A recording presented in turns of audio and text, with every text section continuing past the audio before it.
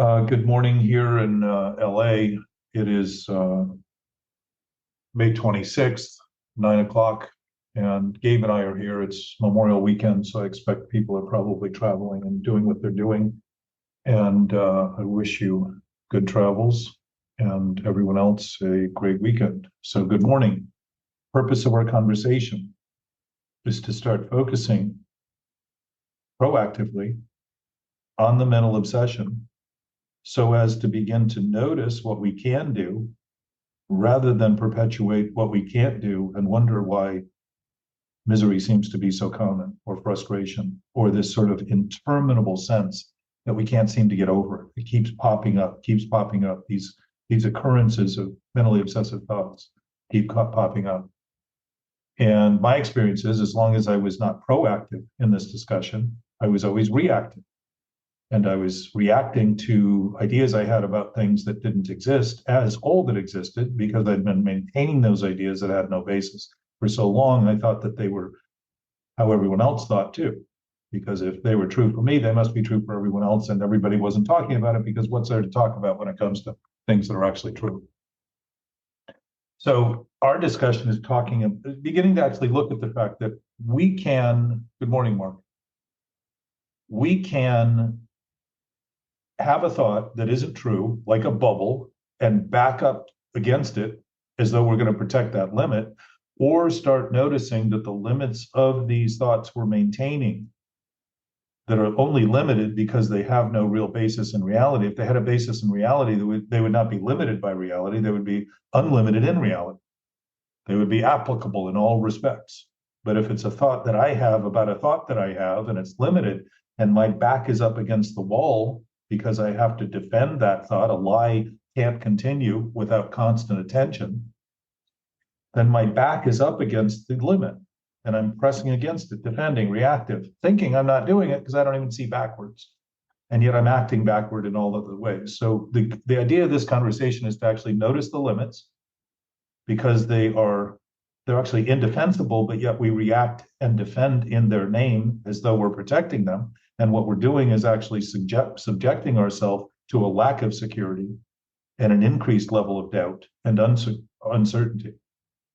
If we can take that limit and look past it, which we certainly can, and start thinking past it, it begins to make obvious that any limit we ever set did not limit anything, because everything else that exists is always everything beyond that limit. So we can speak beyond those things, as well as we can define, I would say obsessively, the limits of those things, and think that that is the life-saving gesture that we make. So I hope that adds some clarity. Gabe, Yep. we were talking briefly about your situation, and maybe you could share a little bit about the responsiveness to it. Yeah, I guess it was probably a month ago now. I had a bigger episode, but just this last week, was contacted to get some old files for a project, and my brain instantly goes to the negative, goes to the doom and gloom, goes to this is a bad outcome. It tends to make my body act, like you said, nauseous or uneasy. And this time it lasted probably like an hour. I did what someone should do, made a few calls, tried to connect with these people. They never called back, but I just left it alone right after about an hour. I just said, whatever's going to happen, happens. This is the last thing, because I had that last episode like a month ago. Nothing ever came of any of my wild ideas. In fact, the opposite. Everything went smooth and profitable in all respects. So I kind of use that as like, you're going down the same road expecting the doom and gloom. Just leave it alone. Just set it aside, get back to work. There's plenty of other work to do. And I moved on with my day in a relative, substance calm. Short order. Yeah, and just moved on with it, and really tried not to think about it in not a conscious way, I guess you'll say. Just, move on, set it aside. Let's do B and C now because you handled A. So that's all it was. And nothing's come of it, nothing's happened yet. And so, just moving on with my day and my life. So that's all. It was a good exercise, and just something could happen. Let's set that aside and continue my day. Uh, Knowing that something could happen. Like you said, all possibilities are possible. So. Yeah.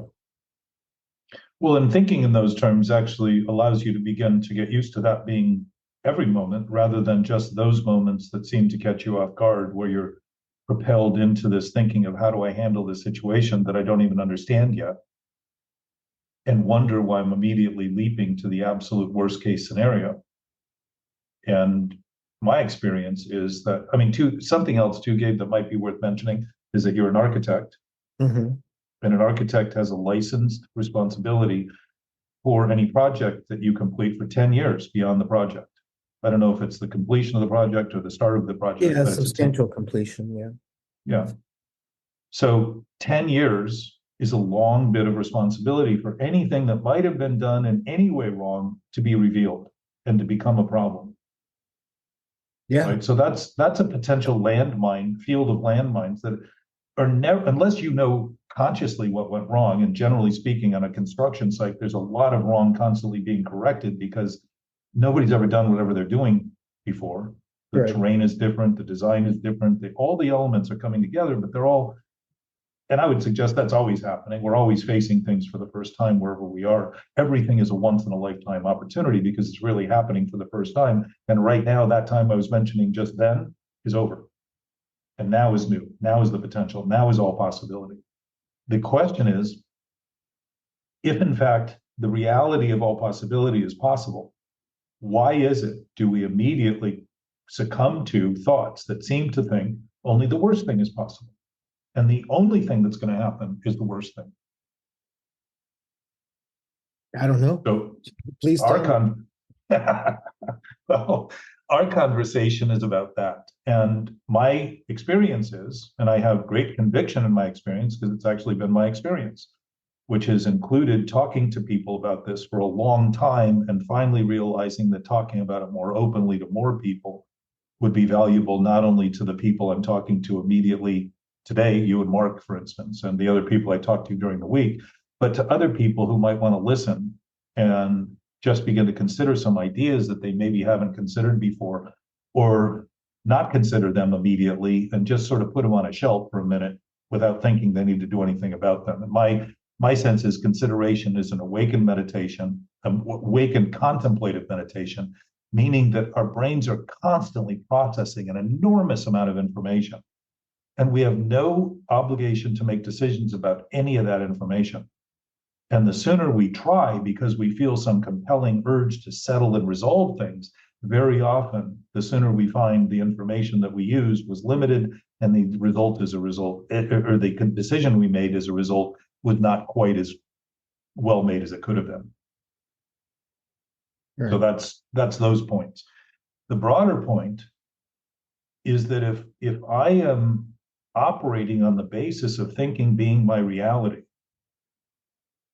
and yet I am the one thinking, I'm missing that I am something, some essence, separate from thinking. And if the basis of my thinking is the basis of my existence, and that is not right, then the basis of my thinking is wrong. And so all the tiers of thinking after that are going to be consequentially destabilized. And if I'm willing, like you were describing, to set it aside, go beyond it, not think about it, do all these adjustable things, that's how instinct helps us navigate, by adjusting and being flexible to what's happening and realizing if I make a wrong turn, I can make a right turn. And if I make the right turn, I can also make the wrong turn and start to notice how adaptable we are and how adjustable and how flexible we are. But within the confines of this obsessive thinking, when the underlying thought about reality is wrong, everything I try to do on top of that thought or subsequent to that thought is trying to correct the shakiness of that thought rather than simply consider that thought may be wrong. And if I can correct that thought, the steadiness of my decision making will become enormously more stabilized immediately. Not to suggest I can't have experiences that are unexpected, that I don't plan, and be thrown off guard, per se. But to see that I'm thrown off guard is also to see that I'm on guard most of the time. And what would I be guarding but thoughts that have no basis, that are weak and vulnerable? If they're weak and vulnerable, it isn't reality, because reality isn't weak or vulnerable. Reality isn't discretionary. It isn't something that comes and goes. Thoughts come and go. Humans come and go. Our experiences change. That absolute nature does not change. And if that is our nature, and we're overlooking that, and I'm not talking about a religious creed here or a ritualistic approach to spirituality. I'm talking about just simply conceding that if the essence of nature is nature, then that must be our essence. And if that essence contains this element that we call spirituality, and this something that is spectacular and extraordinary and all-knowing and all-seeing and all-having and all-presence and all-power and all those omnipotent words that have been used through history and are currently used, it might be worth mentioning that rather than constantly try to adjust to and fix and repair and try to feel better about and try to get over the situation, that by doing that, we're trying to maintain the problem in the name of thinking we'll get better, which is, I would say, not sane, because it's actually claiming to be doing the better thing while maintaining the thing that's worse. So we spoke recently, and I think we did it here, it might have been last week or the week before, about positions and opposites. And if everything is true, if truth is in fact, and reality is in fact the basis of existence, then the only thing that's not true and not real is imagination, thought to be true and real. Imagination as imagination would be true in the sense that it's something that's happening. But to think of it as reality and to think of it as truth now is put a layer on it that actually now converts it into something it can't possibly be. So the damning nature of the thinking we're doing is causing the problem that we're claiming we can't seem to overcome, because we're not admitting the problem that we're actually creating. How does that work with opposites? If I take a position with a thought and believe in it and have faith in it and trust it and then rely on it, and I'm constantly faced with the worst possible fears, it isn't the circumstances that I'm fearing. It's the fact that that thought is being exposed as being vulnerable and weak and having no basis. My present thought is thinking that position I took to try to maintain the distance from that shakiness, trying to maintain feeling better about it, is threatened. It should be threatened if, in fact, the underlying cause has never been dealt with. It's like thinking because you dug a hole in a minefield that there's no more mines left and being walking in that field, thinking nothing could go wrong. I dug here already. I didn't find anything. There's nothing to find. And it sort of speaks to this unconscious nature. I wouldn't call her unconscious at all, especially if we're so conscious of it, to use it as an excuse to claim that we aren't responsible for things because it's in my unconscious. That's a pretty convenient use. So if I'm taking a position with the thought that it's true, I'm denying all the other positions that I can possibly take. One of those other positions would be, this isn't true. So that the whole fallacy is unmasked and starting to see that any position I take, I'm really also taking all those other positions, or I'm confirming that all of them can be taken. But in the seeming blindness of addictive thinking, I think the position I've taken is the only position I can take, which means that anyone who takes any other position is attacking me, harming me, threatening my life. And I would say those are the thoughts of doom that you're actually witnessing.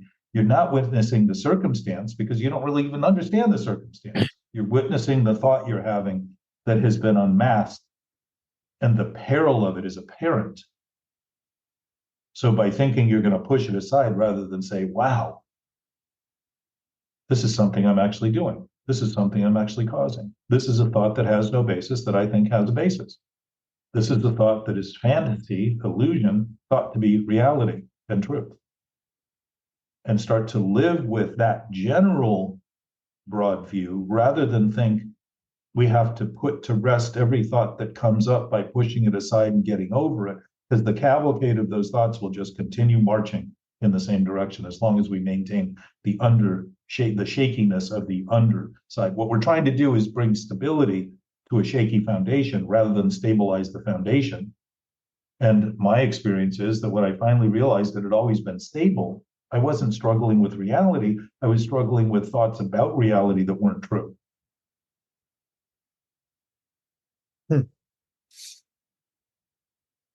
So the immediacy of it is the clarity of it. I'm saying, oh, if I just take it on its face, what are my thoughts? Worst case is going to happen.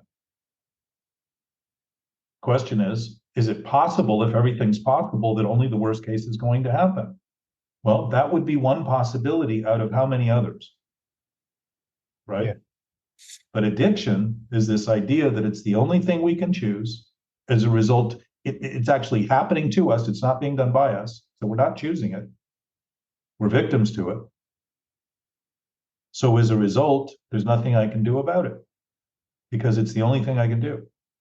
Taking that position, that addicted position, is exactly why we feel doomed, because that thought is doomed. Basically, because it has no basis in reality. It only has basis in thinking about it as reality in the present, which is we never think of anything or do anything or anything ever happens outside of the present. It's always now, it's always present. We are always in the present. And as you know, I've spoken about that at length in groups. And inevitably, after spending 20 minutes about talking about being in the present, absolutely in the present, never anywhere but the present, nothing happens at any other place than the present, typically, and I even warn people about this, typically the first person that shares says, I really need to work on being in the present. And I tell, in the beginning, I say, somebody, after I'm done talking about what I'm going to talk about, is going to tell us the exact opposite of what I just talked about. And it's almost inevitable. This crescendo of thought has been going on for so long that it has permeated the entire species to some degree. I don't know that that's absolutely correct, but I would say that to any degree that we're all affected by it, we're participating in it. And I would say everyone who is affected by anything would certainly be affected by something everyone is doing, or close to everyone is doing, or anything anyone is doing in that regard.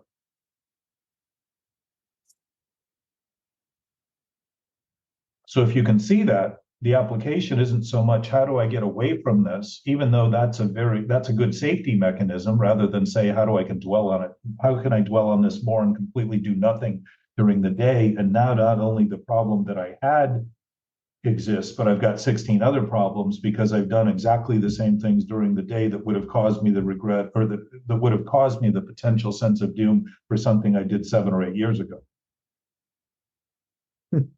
So I'm witnessing myself doing the exact same thing I'm worried about having done at a time that I can't control anymore, because what's done is done, what's over is over. In the present, thinking about it as being back there, which makes it impossible to do anything about. So what else can I do but continue to just maintain this shoving aside, putting aside, rather than saying, wow, what if I just breathe through this? What if I sit through this? What if I don't put it on the shelf and say, this is my experience, even when I don't think it's my experience? And to make believe that not thinking something's happening while it's happening is another delusional aspect of this whole reverse of thought, this whole idea that lies can be true. And a lie is only a lie as long as it's thought to be true. So those are simultaneous consequences in action.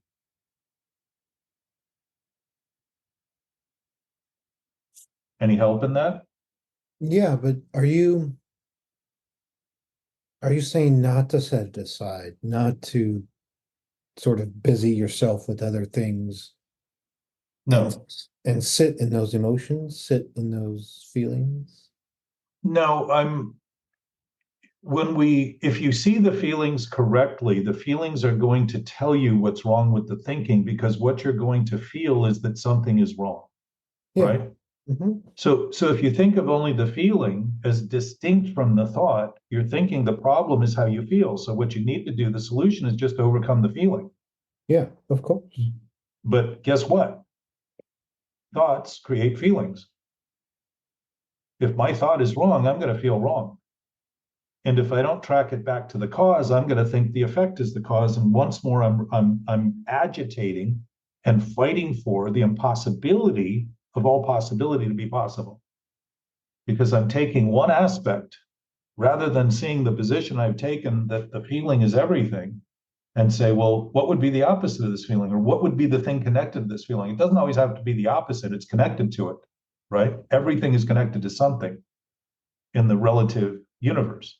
And again, if you think of that in absolute terms, you start saying that if everything is connected to something, it's all absolute while appearing to be separate and distinct. What does that mean? We can choose to think of those things distinctly, separately, and give them not only distinction, but distinguished ideas about how special they are, because they seem to have served us while they're actually helping us just avoid, by a distraction, of this false sense of control we have over reality. When it's only our thoughts that we're trying to control. So if you see the thinking is the cause and the feeling is the effect, and my experience is that they're simultaneous, and yet the effect can't be an effect until there's a cause. So as soon as the cause has occurred, there's an effect, and the effect is immediate. Yeah. Something's wrong, something's wrong, something's wrong. The doom is thinking incorrectly about the totality of that by thinking only one of those things. If I think the position I'm taking is the only position that can be taken, I'm defying the nature of the fact that all other positions are actually confirmed by my taking one position in any regard. And that means everyone else and everything else can take any other position it wants in the exact same way I just took a position. And now I don't think of those positions they take as threats, but actually confirming my right to take that position, even if it's wrong. And that's the wrong feeling. That's the uneasiness. Yeah. We're just really committed to getting over the feeling. I mean, I don't have anybody come to me and say, help me try to get over my thinking. They say, I want to feel better and I want to get over negative thinking. They don't talk about trying to get over thinking. So that's a point of clarity. But the idea that they want to get over negative thinking and not notice that negative thinking is trying to negate reality, it's trying to act as though reality doesn't exist, that would be a much broader conversation and a fully consummate way to look and see that all that subsequent thinking, we don't have to think about each one of the thoughts individually to notice that if something's wrong at the basis of our thinking, all of those thoughts are going to be contaminated in some way. So if my focus is on the individual thoughts, I'm going to be lost in the weeds, thinking it's impossible.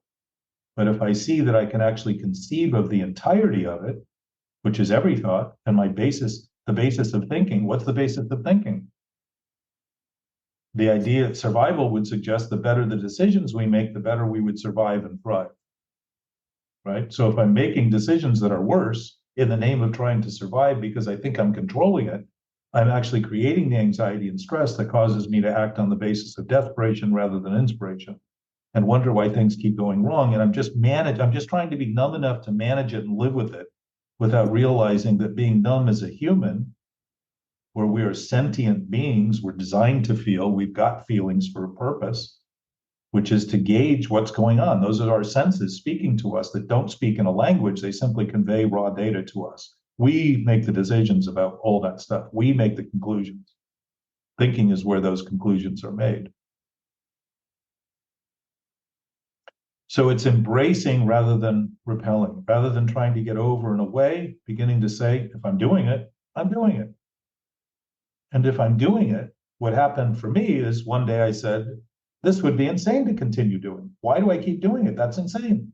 And the light went off and I said, yes, it is. And it has been. And if it's insane, it isn't reality. It's something I'm making believe is reality. That's the problem. Because reality doesn't have any problems. Reality isn't a liar. Truth doesn't lie. Those basic things, even if you just use them as though they're X or some other factor in an equation, the sum of that equation will eventually announce how that X or whatever it is you've inserted in there counts. What that point is in there. And with truth and reality, it would always count. It would always happen. It would always add to the potential of our capacity to function literally by reading the body language, speaking honestly about the activities that are going on, watching our words, not as censorship, but starting to actually notice that our words are telling us what we're thinking. And often we don't think we're thinking what we're thinking until we have some perspective on it, like relationships, circumstances, and all those other things that give us feedback.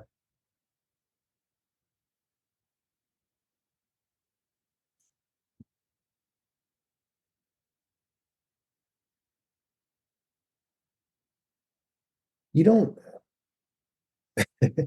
it's like I guess I should call you the exact moment this happens next time. Well, it's happening right now. Because this all makes sense and is logical, but when you're in those throes of that adrenaline and all that stuff, you don't think to think. So let's use your words right now as an abstract of this, to look at it from the perspective. You said when you're in that thinking, I think, or when you're in that way or something. Think of it. When you're your narrative is that you're actually in it. Of course you have no perspective. You're in the thing. You're your eyeball now who can't see itself. I know. So how are you supposed to get yourself out of it? Something that doesn't exist. If it's delusional, you're not in it. But you're developing narratives that keep reconfirming and reconfirming and reconfirming. It's just like picking up another drink or another joint or another snort of Coke. It's that idea that it's not what I'm doing now that I'm happy with, it's what I need next that I'm really suffering from. Right? The drink, if the first drink is the problem in alcoholism, it isn't the 10th drink, it isn't the subsequent drinks, it's the first drink. Why? Because it leads to all those other ones. If the first thought is the problem in the thinking, then beginning to notice those thoughts accurately is beginning to actually read them accurately. And if you listen to what you just said, you said, how do you get out of them when you're in them? Well, your belief is that you're actually in them. And as long as you maintain that belief, you will not think you can get out of them. And when that belief starts to be realized as nothing that will ever be believable enough, and you can't have enough faith in it, there's no hope in it whatsoever, which is the hopelessness we tend to encounter and feel. When we're feeling hopeless, it's a good example of the fact that we're hopelessly dependent on a thought that has no hope. So to be there and start saying or thinking, is it possible this could just be a delusion? An illusion acting as though reality is its reality because I'm asking it to be reality? Could it be as simple as me doing that right now? And if you listen to your words, you're going to start saying that you are developing a narrative. I mean, I hear this all the time, not all the time, but a lot. People come back with the story they've been telling to justify they're in it, they're stuck, there's nothing they can do. I've been doing it so long. What else is there to do? All those kinds of thoughts. They're just narratives developed to keep feeding, like the alcoholic drinking, the narrative that's underlying it, which is a lie. They're all justifications and rationalizations. And there is no justification and rationalization in truth and reality. There's no lies, there's no ego, there's no false, there's no wrong, none of it. It's all absolute pure consciousness of possibility. And it doesn't exclude the possibility of thinking things impossibly, but it includes the possibility of thinking things that are impossible to be impossible, which is the experience we tend to have. We get life seems futile because it just keeps going on in the same way while it's you and I choosing those things we do to maintain those ideas. Yeah. Which is easy to hate someone else for and not notice the self-loathing and self-hatred you have for your own experience of who you think you are.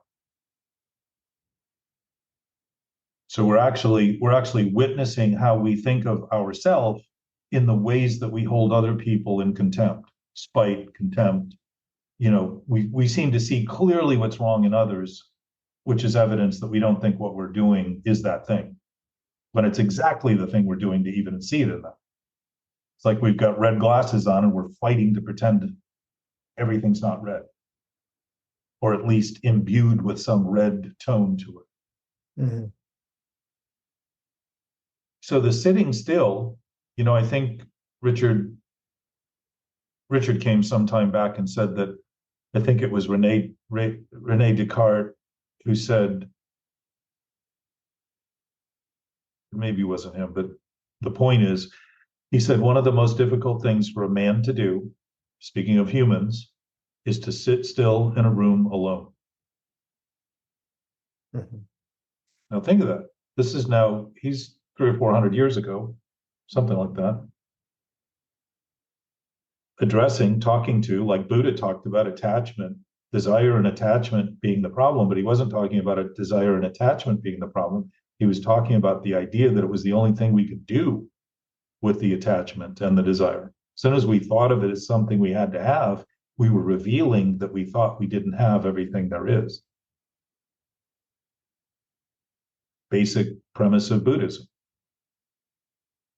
I would suggest those attachments are addictions. They're ideas that we have to have them to be fulfilled, and if we don't get them, we are unfulfilled. When in fact, if the nature of existence is absolute and real and true, we already have everything, and we're thinking we don't. It's the thinking we don't that is revealing we don't think we have everything. So what do we look for? More and more and more and more. And what do we ever get? Enough is never enough. More is never enough. Constantly. Why the thinking is maintained, the thought is maintained, the elementary thought. It's like the root of a weed. You don't get the root, the weed's coming back. More doom is never enough. Exactly. Well, what's interesting, Gabe, is we think of it as something happening to us, right? I mean, that's the experience you have. Yeah, we're victims. We've created very cleverly in our capacity. I mean, this gives a pretty good example of how capable we are and how intelligent we are to be able to create a tomb and think we can't get out of it. You know, we're like the Egyptian slaves who built the pyramids that they killed because they knew they built them, they knew how to get into them, and whatever was in there would not be safe. So they just got rid of them. That was the only way they could think of having people be accountable for what they do. Again, another evidence in history that this kind of thinking has been relied on as though it's truth. And people haven't been operating honorably and collectively in that way to support the contention that more honor would be worthy rather than more dishonor, more dishonesty, and more decrepit ideas that are contaminated, polluted, and toxic. And we've done enough on the planet to reveal that we're good at that. Okay. I mean, I would think we've done enough, but apparently we're collectively very committed to continuing. And my experience, what I can do is what I can do. And what I can do is start noticing what I'm doing. And if I start noticing what I'm doing and how I'm doing it, I have a chance of coming to terms with it. And if I come to terms with it, I can be accountable for it and I can be responsible for it, which means I can be, my ability to respond is the ability to actually have it rather than hold it and think it's the only thing I can do. I start to notice I'm simply doing it. And the freedom of noticing I don't have any obligation to continue starts to become apparent. It's not apparent when I think I need to get away from it.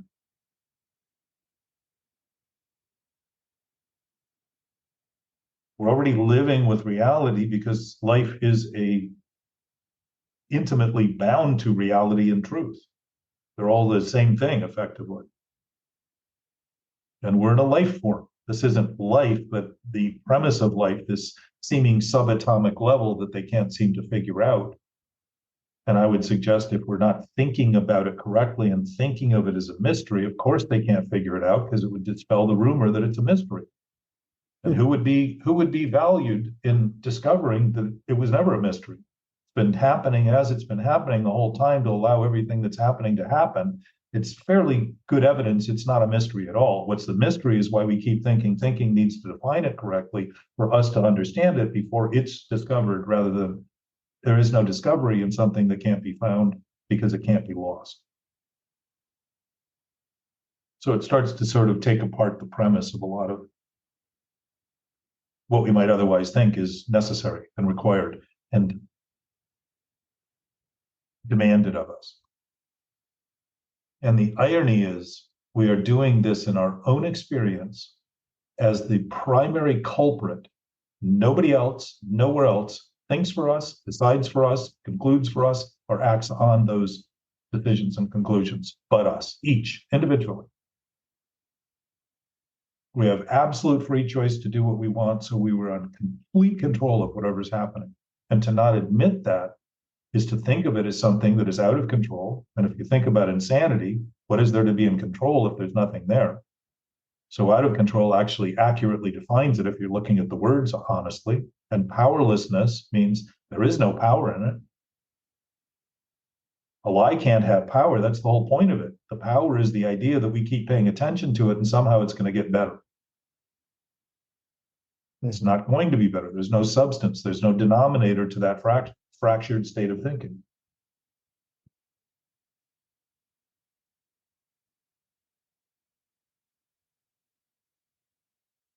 None. So think of unmanageability. What's there to manage? And so the ideas we have about management and control and power are all the ideas we have that are lying about the situation to think that there is something to manage, control, and have power over. So one thing the brain doesn't seem to do very well is process insanity. It's designed to process reality. So what does it do when it starts processing insanity? It's sort of like a microphone and a speaker that's amplified. It just makes hearing anything deafening. The only thing you hear is the screech.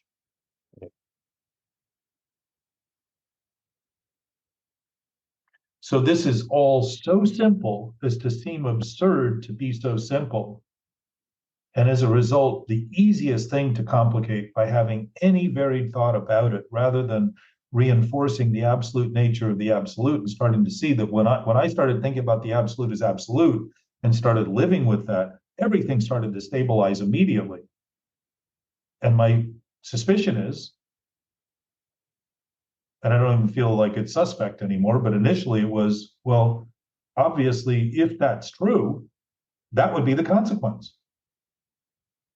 If I'm actually at sea and agree that I'm at sea and not on land, it would probably help me sail better than if I kept thinking I wasn't at sea. And the same in the reverse. If I'm on Earth and I'm not sailing, why do I feel seasick and nausea all the time? From these mood swings and this constant manipulation of my experience back and forth and up and down. I feel seasick. I feel nauseous. Self-induced, self-imposed by a self that doesn't exist other than the thinking about the thinking itself that we've determined is our self, and what that self needs is more thinking to survive. And if there's nothing there, we are draining our bodily systems of energy and natural resources to function properly in the name of something that has no basis in reality whatsoever. And I would say we have done that superbly. As a species, we've been really good at that. Does that require we continue? No. Not at all. So between us, why do we? Please tell me. I still have belief in those thoughts. I still have belief in the ones I haven't bothered to uncover because I think if they're covered, they're not happening. I need circumstances at times to give me insight into those things, to be caught off guard and say, why am I normally on guard? Obviously, I'm guarding something that's impossible. To constantly be on guard, there's nothing there to guard. That's crazy. If there was really something to be guarded, I would feel good about that. I would feel like I'm accomplishing something, but I don't feel that in those times. I feel low self-esteem. I feel low self-worth. I feel no value. Why? There's no value in that. There's no worth in that. There's nothing there.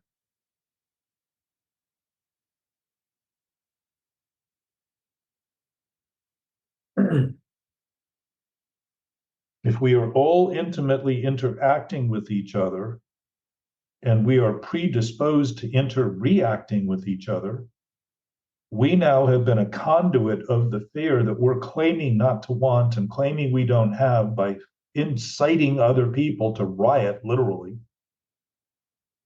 and wonder why we find it so hard to look at what we're doing and so easy to see what they're doing wrong. Mhm. It's interesting how clear we can get about what's wrong in the world and with each other. We talk about it a lot.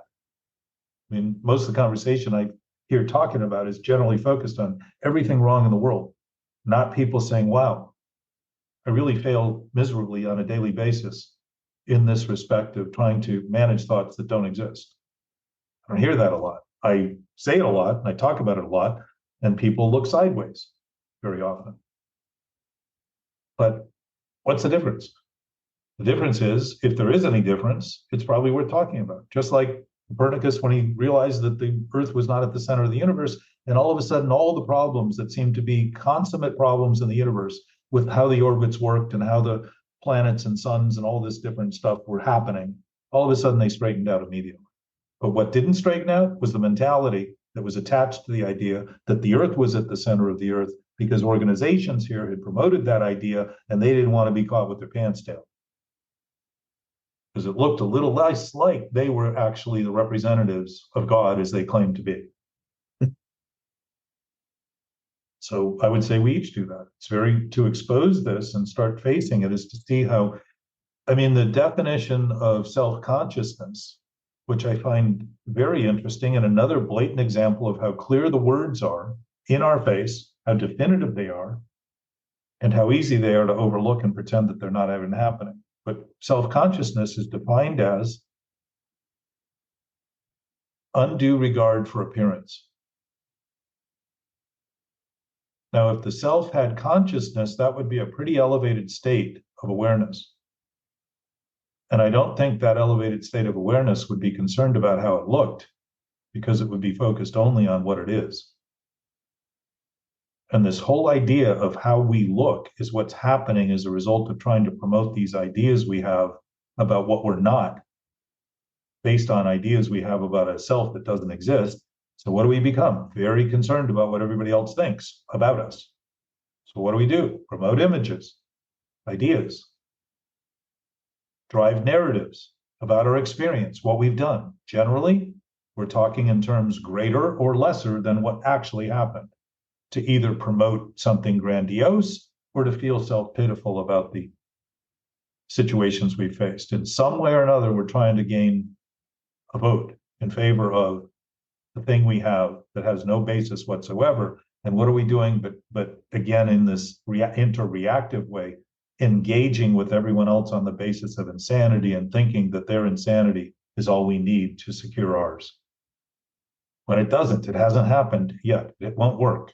It's always going to be an empty promise at the other end, but that is the promise. An empty promise because there's nothing there, no substance at the basis of it. Ultimately, substance abuse is the idea that a lack of substance in a lie has substance. That's the struggle. And what do? Elicit enormous chemicals in our body that we then abuse in the name of trying to feel better about an emergency that isn't actually existing any more than the dreamlike state that we're creating. And most people have had dreams and woken up, if they were nightmares, and felt relieved to realize it was a dream. It's exactly what we're talking about here. If we can talk about what we're doing honestly, the relief from realizing we've been creating a dreamscape, sleepwalking as though we were awake, starts to speak to spiritual awakening. And the spiritual malady is not a malady with the spirit, but my thinking about the spirit. The malady is all in the thinking. Sick thinking produces sick thoughts, obviously, and sick consequences become natural to that. That's what I'm looking for. I'm looking for those consequences to guarantee my sickness is true, because look, it's happening out there. That's real. It's happening.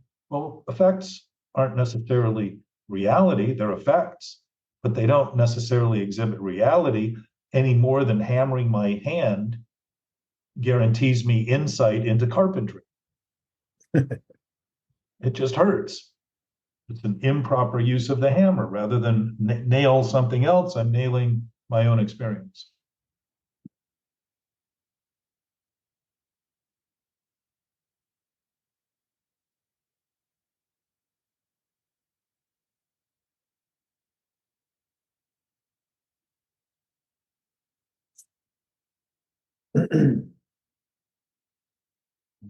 So a broader view too is to see circumstance. If how I think I am is what I think, and all I see in the world is what I think about the world, and all I see in the people in the world is what I think about them, and all I hear them say is what I think they're saying, and all I see them do is what I think they're doing, which means I'm not hearing or listening to anything actually happening. And enough people in my life had said, "You're not listening to me," and I always, "Oh yeah, yeah." No, I wasn't. I wasn't listening to them. I was listening to what I think. If I'm in that obsessive mode of thinking, I'm not going to see anything that's happening. And then to wonder why it's a struggle to get anything to happen the way I think it might or should or could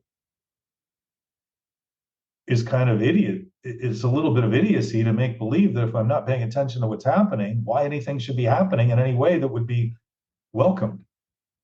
So welcoming this thinking gig, sitting with it, is a complete reversal of that natural sick order by saying, maybe if I just sit with it, maybe if I think of that self I am as a 9-year-old who's really struggling, and there's probably nothing I can say to talk them in or out of their circumstances because they're engulfed in it. Maybe the best thing I can do as a parent, as a friend, as an uncle, as a grandfather, whatever, is to just sit with them. Just put my arm around them. Just have them for a moment. No words, no thoughts, just be. We can't seem to do that with our own seeming self, because no matter how much we do to try to fix that self, we're doing more and more and more to try to claim that self exists. If our relationship is so loathsome to the self we think we are, how good are we for other people? We become the reactive, connective, toxic tissue that everybody thinks they're trying to avoid while continuing to maintain.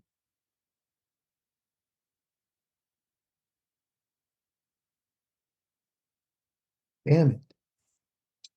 What's that? Damn it. Well, that's a good word for it. I mean, damnation literally becomes the present depreciated experience we're having by making believe that reality is based only on what we think and wondering why life just doesn't seem worth living. Suicide is at an all-time rate. We're trying to kill the self that doesn't exist to stop the thinking rather than come to terms with the thinking so that that self is seen for what it is, which is really just a thought thinking of itself. That I am employing, by the way. I am causing that. I am choosing that. I'm choosing to use it that way as an excuse to say I don't have anything to do with it. That is sickness at its root and disease at its root. I couldn't put my body under more stress than to take that position. I have become the master and the slave. I've become the thesis and the antithesis. I've become the winner and the loser simultaneously. There's no hope in it whatsoever. And bodily dysfunction is a natural consequence of that, because the body is breaking down in the face of not knowing what to do. It's based in nature, not a lack of nature. It's based in health, not a lack of health. Those things are imposed on it, created for it by the thinking we're doing largely. There are other things. I mean, you could certainly breathe things in that are toxic, but that toxic stuff we breathe in is not, other than volcanic eruptions and things that have naturally toxic air coming out of them. For the most part, most of the toxins we breathe in have been created by humans in our own endeavors to solve problems and fix things. And when the problem we solve ends up with a lingering problem that can't be solved, I guarantee it came from the same kind of thinking that you and I are having about the present now, because that present nature has always been employed. And if our presence has always been there and we've been denying it, thinking we need to be somewhere else and what's happening shouldn't be happening, we have not been operating on the basis of reality, but only the thinking we do about reality.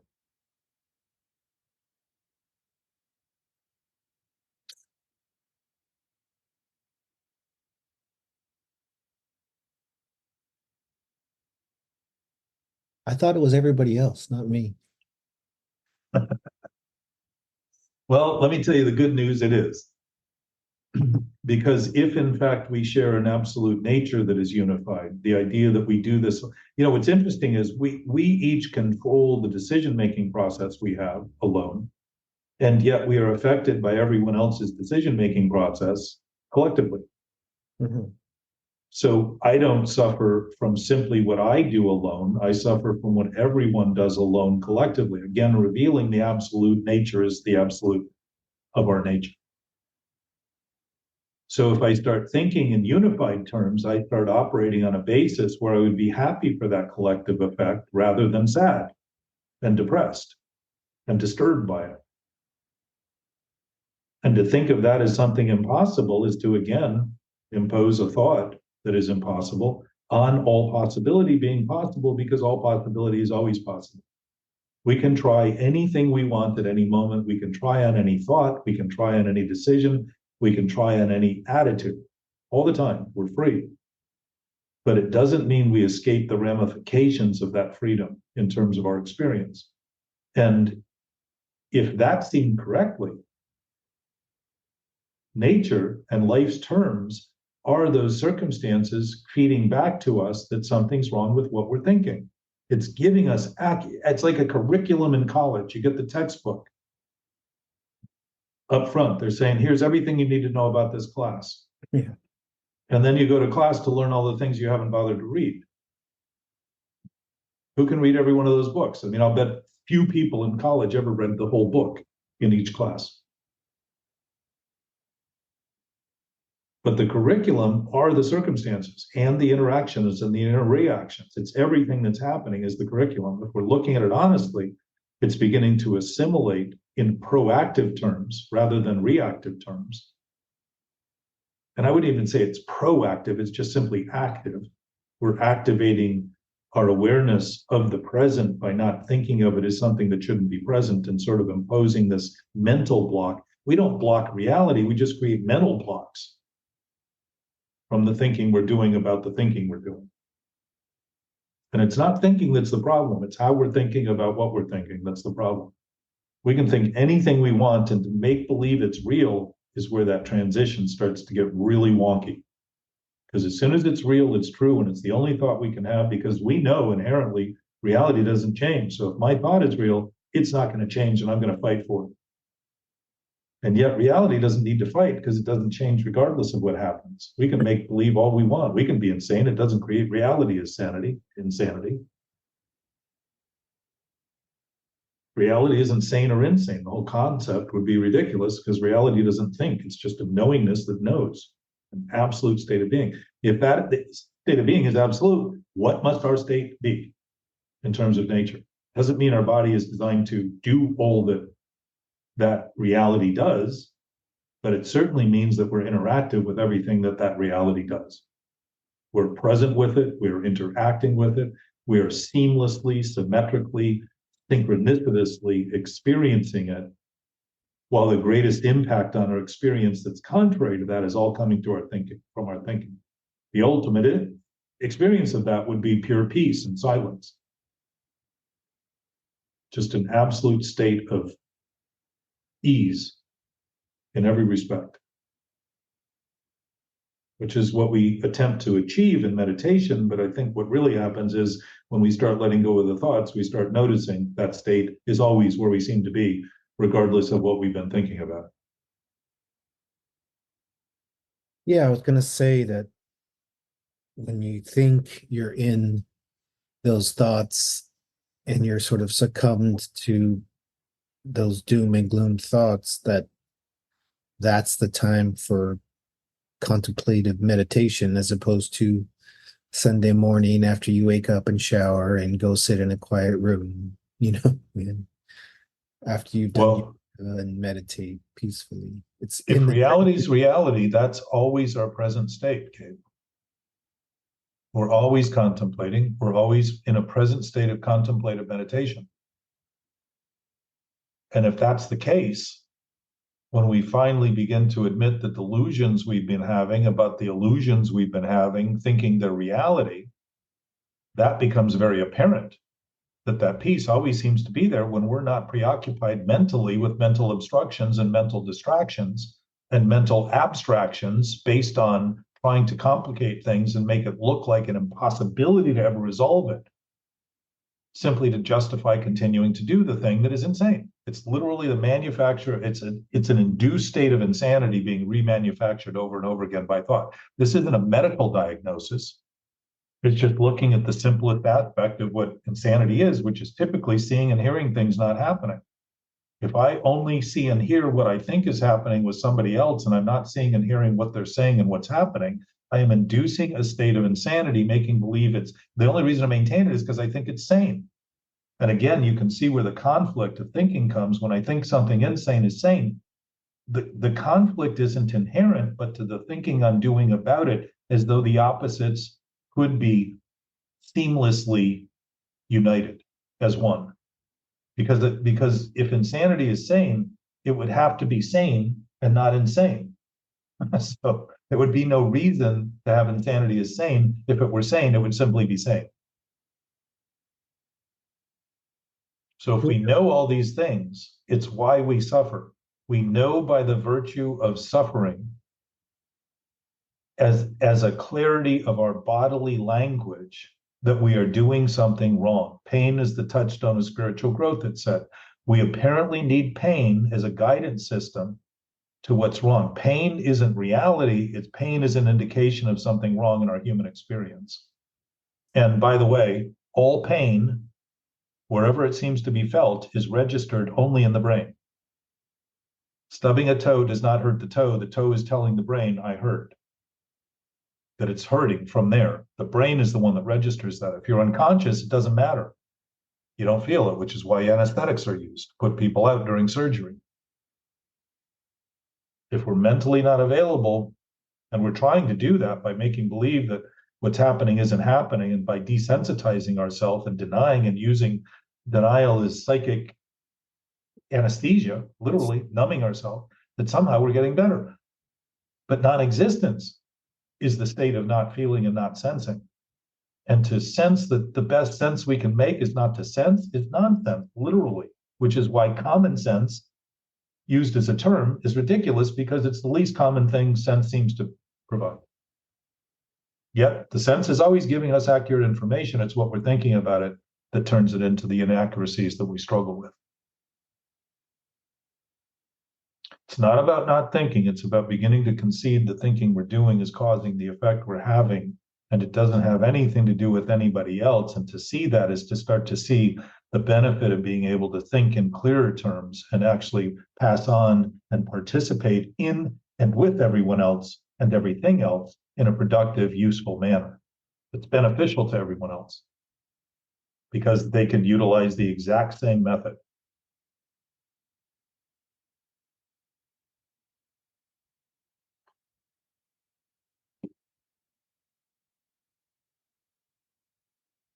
Who are we to think ourselves out of that meditative state? Who do we think we are? We must think we are God to do that. So think of ego. How dare we? If ego is God, we think there is no other God. And what's one of the, if I remember the 10 commandments, there is no other God before me, something like that. Now, I don't know, again, I'm not trying to speak to religion or any of the historic ideas we've had. My sense is anything humans have put their hands on, they've somewhat contaminated with ideas that serve human thought and not necessarily an intimate awareness of pure intuitive consciousness. But I would say that peaceful state of knowing, the silence and the peace, is in fact intuition. It's a knowing of knowing that means we don't have to act on it at all. There's nothing we need to do about it. It's already done. It's already complete. It's already whole. It isn't even done because it's not an action. It's a present state of being. It's something very different than we're used to thinking about, but so common as to be everything that's ever provided us the chance to even think. And that would go through the entirety of this universe and probably every other concept that could have been imagined prior to that or existed.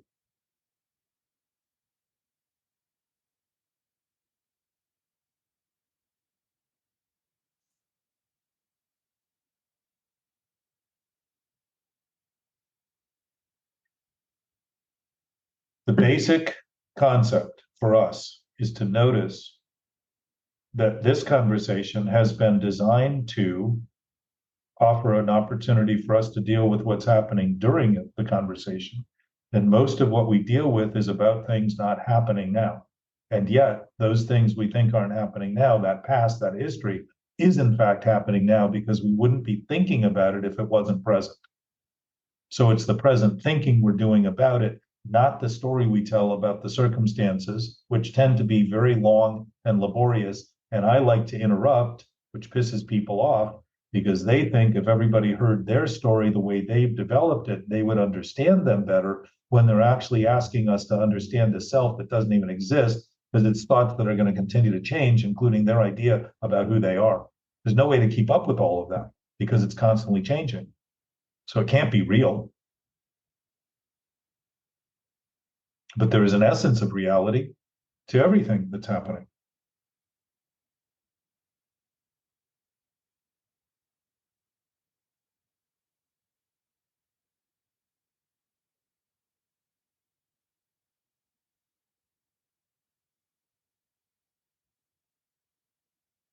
Done. Yeah. Piece of cake. So the present state of our being is always present and always our state. We are aware, and we know we know.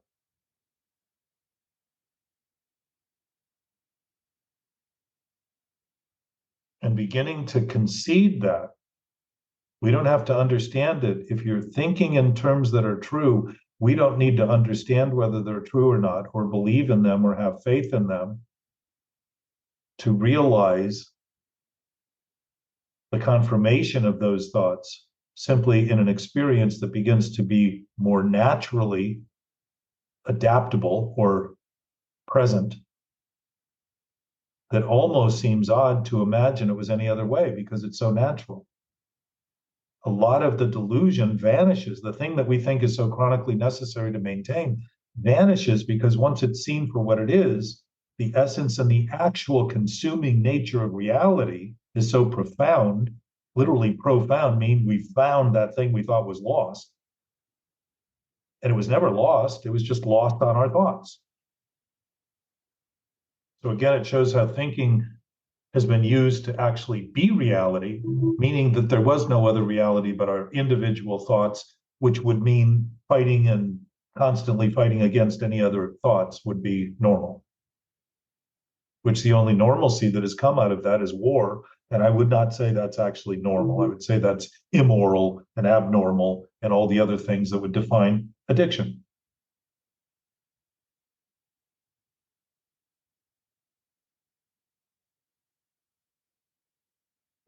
Soy vey. So breathing in the Latin is spirit. And it's interesting, and again, in my experience is all I'm talking about. When I began to actually sit in those moments and still do, and just breathe, and I meditate eyes open. I don't meditate eyes closed because most of my day is spent with my eyes open, seeing things. And I would like to remember that meditative state in the face of things rather than think of it as something I only can find when I'm not looking at anything and interacting with anything. So breathing is a natural sedative. It's a relaxant. And if you watch your breath, just like they talk about in yoga, it became very apparent to me that I wasn't breathing very deeply most of the time. I was breathing in very shallow, very reduced levels of air, providing very little oxygen to my body, which is something that is natural for us. It's in and out, in and out, in and out, all day long, like our heart pulsating. 24 hours a day, we do this. I don't hear anybody ever say I'm breathing too much. I'm just breathing too much. I really need to stop breathing. It shows how automatic and natural we do things that are natural and automatic. And how this other thing that we've been doing seems to take forever, persist to the point that time never seems to fly. It seems to be dragging on. It affects all of our experience because it's central. Thinking is central to our experience. How we are thinking of things causes major effects, manifests effects, not reality, just effects, Just like having a dream that we're being chased by a tiger tends to elicit fear. It's happening while our eyes are closed, we're laying somewhere, sound asleep, seemingly sound asleep, and witnessing something that's purely driven by our brain waves and our brain's ability to perceive images and produce images. And I would suggest in dream therapy and all that, that some of those things we're witnessing them are a chance for us to express the horror that we've been creating in our own experience based on imagining reality doesn't exist anymore and all that exists is my reality. And now that burden weighs heavy on my heart, is heavy on my shoulders, makes my head seem like it's a ton, like Atlas Shrugged, holding the weight of the world, all in the thought that reality is what I think, rather than something that we all share, something that existed that existed well before time and space ever existed, so much so that it actually would eliminate the possibility of time and space, except as an illusion, as a thought. That may seem preposterous, but that may be accurate. It's kind of like a point in an infinite space can't be maintained because it would be infinitely nothing, because infinity doesn't allow anything to be there in terms of spatial bounds. It's seemingly beyond space and time, and yet I would suggest it's actually very much present in our presence that isn't based in space and time. So my experience is the present moment isn't in space and time because it's so infinitely tiny that it can't be calculated. So there can't be a beginning or end to it.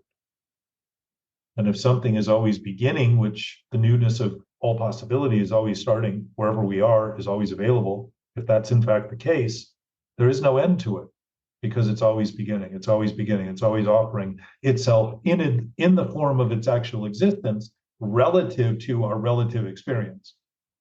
So it's giving us this metaphoric view of this absolute state of being in everything we do and everywhere we go, while we're making believe all those things everywhere we go and everything we do is only limited to what we think about them.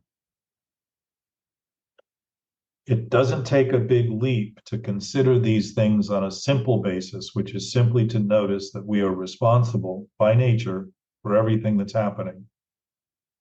Because the only way that wouldn't be the case is if we didn't exist. So if we exist, everything that's happening is part of what we are a part of, which means we are part of everything. Not apart from it, a part of it. And to see that may seem a little heavy, to think that responsibility could be mine and not yours, but that isn't seeing it correctly.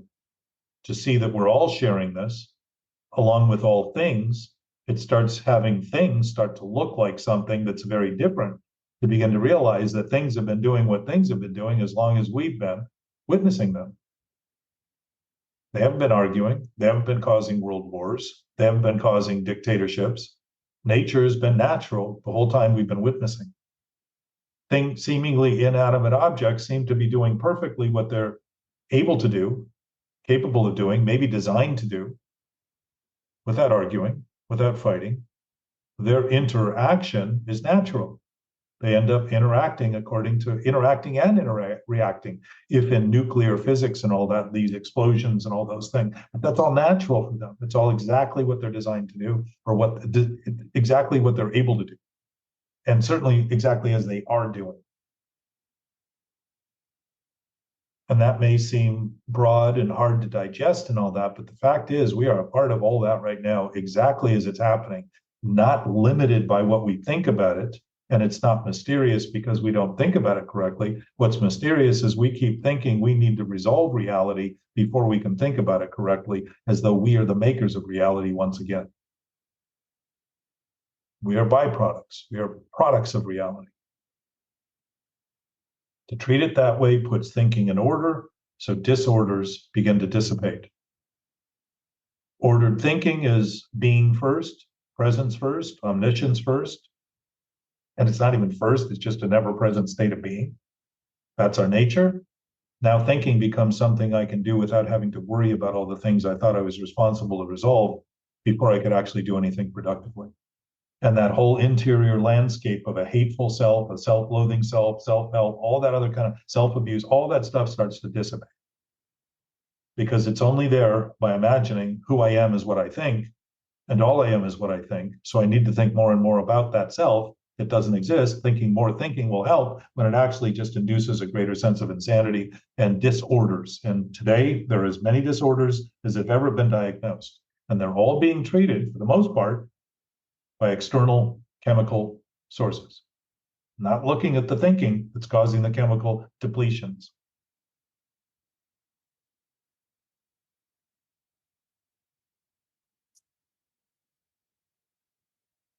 So breathing is a great thing to do when you're sitting in the face of wondering what to do with what's happening, and just breathe and notice. What I experienced is that I had a lot of tears, a lot of upset, that a lot of the things I was holding back were things I refused to witness accurately. And so I stored them in my body in terms of tension and anxiety. And when they came out, there was a lot of sadness attached to that. And what I realized is that I had been grieving and mourning the loss of all the fulfillment of those moments by making believe all they were was what I thought. And that included everybody, not just my family and the people close to me, but there was a grieving for the entirety of the entire experience we're all sharing as a species.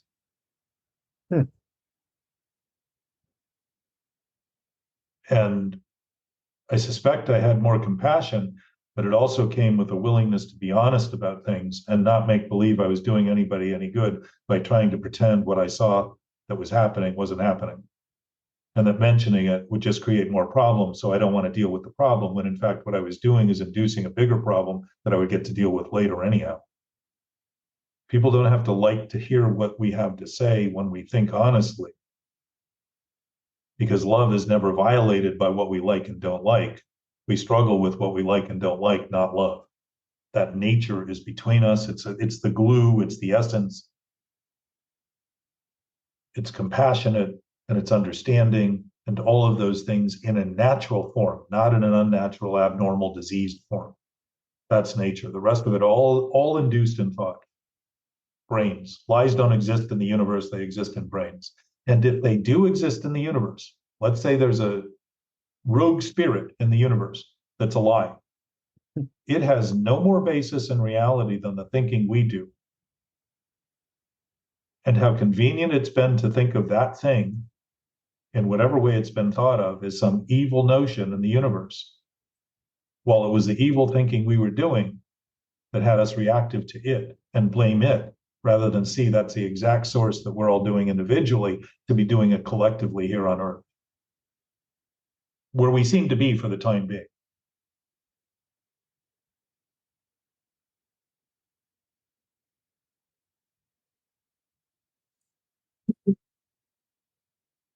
Mark? Yep, I was just saying goodbye. I got to go. But thank you for today. And glad you came. Good to see you. Good to see you, Mark. Good to see you, Gabe. All I'm thinking about is thank God I'm wrong all the time. Well, in a sense, that's a beautiful bit of observation, because if the platform of possibility that's all possible is right, meaning it's useful, meaning it's applicable, meaning it interacts with reality, then wrong was given us as a perfect example of what we're doing that doesn't meet reality. If we're trying to refine how to fly, Wilbur and Orville didn't say, let's just fly, and they flew. Process of elimination. They went through a process, but they committed to the idea. They knew birds flew. They thought man could fly. They had enough faith in it because it was faithful enough to have faith in to actually realize it. If everything was true and came to reality that I thought, oh God, thank God I'm wrong all the time. Yeah. Well, right, I think it's a good premise to begin to realize that if we're willing to notice that whatever is wrong in our thinking that we're relying on is causing a disturbance of some sort, and some awareness, and start to simply concede that those awarenesses don't feel like things we need to repel and be repulsed by. We get thankful for it and say, wow, this is actually the guidance. This is theory saying you made a wrong turn. Proceed to the root, proceed to the root, she's saying, look, you're off course here. And our body is telling us that in exactly what you just said. So congratulations. Thank you. You guys have a peaceful day. You too. See ya. Later. Gabe, thanks. Yep. Anything else? No, today was good. I think it's kind of like the minutia, the daily practice of these thoughts more than, your present is being present. There's always present kind of discussions. It's just, you're thinking these thoughts, there are many possibilities. You're condemning yourself to one, just some simple day-to-day exercises, practice. Uh, to summarize what I heard today about, Yeah. so getting down to it every day, all day. So Well, the idea that that principles are principled and that the absolute is absolute and truth is true and reality is reality seems so far-fetched and so far beyond the scope of the thinking we've been doing that it seems like more thinking needs to be done right to correct the wrong, when in fact, if you miss that point, the essence of that thinking will always in some way be deviant and perverse in terms of the version that it's performing. So the simplicity of it, Gabe, is not trying to understand it, but trying to understand that you don't need to understand it for it to be true, for it to be real, for reality to be real. You do not need to understand it at all. That's the gift of it. There is no surrender to it because it's nothing we've ever conquered. We were never in a war with it. We were only in a war with our thinking about it. If you're waiting for your thinking to straighten out while you're maintaining the idea that it isn't already straight, that your essence isn't already straight, that you don't know better, that will be just a new version of the old version, seeming new because you're not thinking of it in the same way, and yet you're looping around it in the exact same way over and over again. Which is really what the big book says about self-centeredness being at the core of the problem and God being the absolute source of the solution. It's not something that's absolute is not an option. It's not negotiable. It's not something that comes and goes. And to begin to concede it as it is very simple. So simple as to seem absurd to ever have to think about that way, and seemingly so complicated as to think that we don't need to think about it because the thinking that's complicating it is trying to protect the thinking we're doing as being reality. And we're doing that. We're choosing that. So the beingness as your ever-present nature is, in my experience, when I started saying I know more than I think, I began realizing I know that I know, and I'm aware. And now, regardless of my experience, I know that if I think I don't know, I'm thinking thoughts that have no basis in reality. I'm just once more deluded. All those thoughts become clear almost instantaneously. Not always, because there seems to be a whole bunch of things I've kept in the dark so long and that seem to be socially acceptable enough for me to make believe are still true. right. But circumstance and talking about it helps me, my experience, get better at noticing the limitations, not trying to always be better at the talking about it, but better at noticing the limitations and starting to feel them pressing and say, oh, okay, I get to walk right through this. Meaning I'm going to progress on a basis of reality rather than continue to refine and wonder why I'm doing it and when I'm going to stop and all that other kind of stuff, which just reinforces the idea that something that isn't happening must be happening to stop. There isn't anything happening and I'm thinking about stopping it. It's the thought I'm having now about it that I'm struggling with, not the thing that isn't happening. Because if it isn't happening, it's just a hallucination that I'm feeding by making believe I have to stop it, like there's something to stop. Yeah, So that's it what I'm starts saying. to I dismantle feel all that. in it. I feel in it. Yeah. Well, to the degree that it's obsessed, that's how you'll always feel. But think of your eye, probably the best metaphor I've come up with. Your eye can't see itself.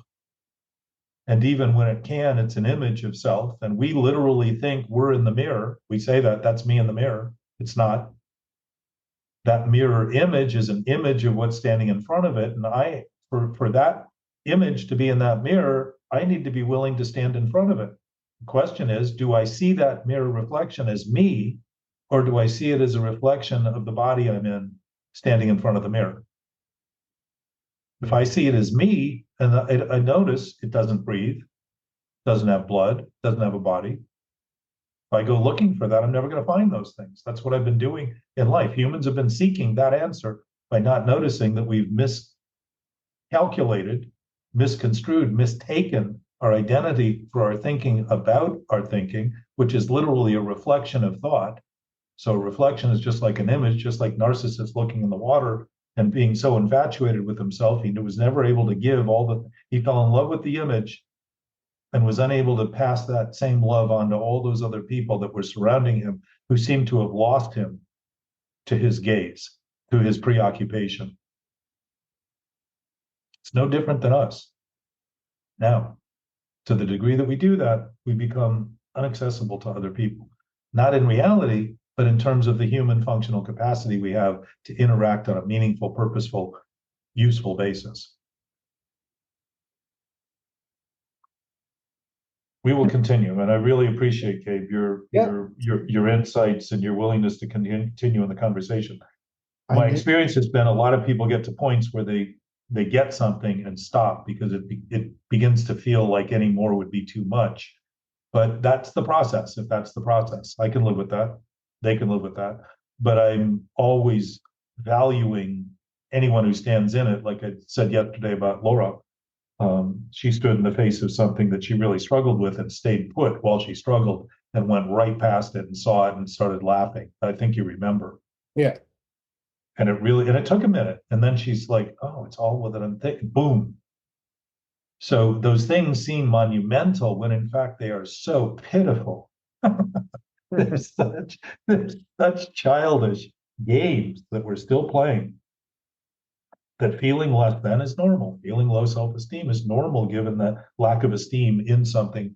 Even giving it low self-esteem is giving it credit for having any esteem, when in fact there's no esteem. There's nothing that can come that's esteemable out of something that doesn't exist, except seeing that it's only an image rather than reality. So that same thing can be applied to all that thinking. And as you refine this in the conversation, Gabe, because you're going to do it the way you do it, not the words I use. Right. As you refine this, you'll see that it's the same answer all the time.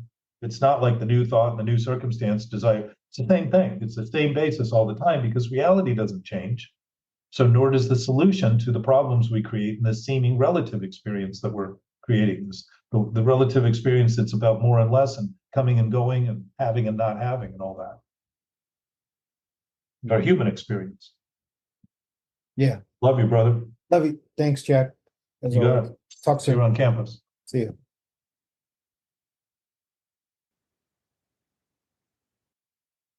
And now to everyone out there, this is a conversation. You are part of that conversation. Your participation in simply listening completes the conversation. If words were given to humans without ears, there would be no purpose in the speaking we do. And this purpose is fulfilled by your listening. Doesn't mean you need to agree with, have belief in, have faith in, or hope in anything that's being said. It simply allows for the potential to consider these thoughts and begin to see that decision-making seems to be critical within the construct of obsessive thinking because it's based in desperation. That obsessive thinking is based in desperation, always looking for an answer to solve a problem that seems to consistently just create new problems in the same way. Different faces, different places, different times, same thing. So you, as a listener, are capable of listening, but also talking to other people about it. And what that means, in my experience, is to be simply honest about what you're thinking and let them know you're going to share a thought that you're thinking. It's not reality. It's not truth. It's not about them. It's about your thoughts about them. It diffuses a lot of the reactiveness because it allows other people to also begin to see that they can share with you thoughts they have that they might have thought they couldn't share because you might not like them, or you might react to them, or you might think of that is something worth fighting over. And that reactive nature, when we try to avoid it, actually just creates more and more of it.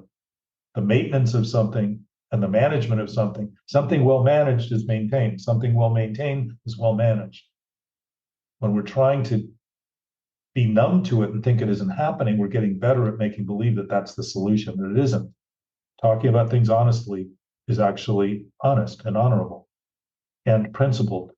And it's our nature to do that, not this other thing that we've been doing and thinking it's the only thing we can do. So I appreciate that you listen and come. You're always welcome to share whatever you hear with anyone else both personally and or through the podcast. This was designed so that people everywhere, we've had 700 and some cities and 71 countries listen so far, all over the world, literally all kinds of countries. So this issue must be something happening, I would say pretty much everywhere. I don't want to say everywhere because there may be an exception.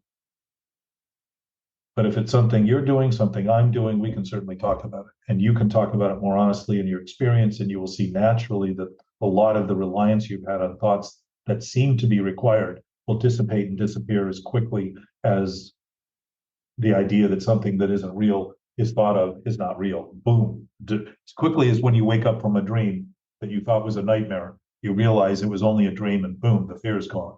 That same sort of awakening.